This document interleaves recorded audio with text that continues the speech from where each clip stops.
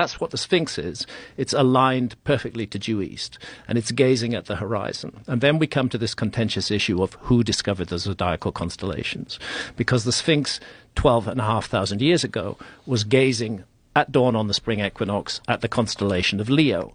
In other words, this lion monument on the ground was looking at its own celestial counterpart in the sky. Egyptologists dismiss that. They say that nobody had any idea of the constellations until the Greeks. I think they're wrong. So astronomy and geology together combine to invite us to consider the possibility that the Sphinx may be much older than 4,500 years old. Right. I mean, I know you know that theory. Yeah. That Absolutely. is a crazy theory that sounds so.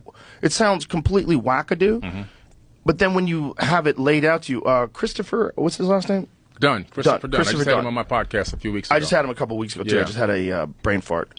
His depiction of the mechanisms that would be involved in turning this giant structure into some sort of a power plant. You hear about it, you go, wait a minute, whoa. Yeah, it makes a lot of sense. And him and I have very similar theories on how the power generation occurred. And I believe that the Nile, when it used to run up close to the pyramids, and the water would run underneath the pyramid, and that would create something called physiostatic electricity as it ran underneath that magnetized crystal granite.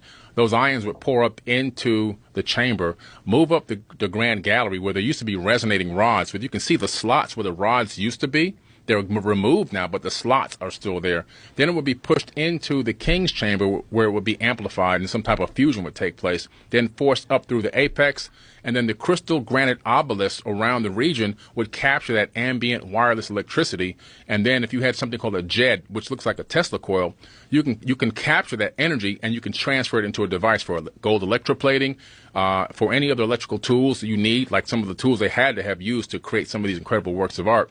We can see the tool marks, so we know they had the tools. But they had wireless electricity way back then. The interesting thing about the Amazon, Joe, is it's been grievously misunderstood over the years, and fortunately archaeology is beginning to come to terms with it.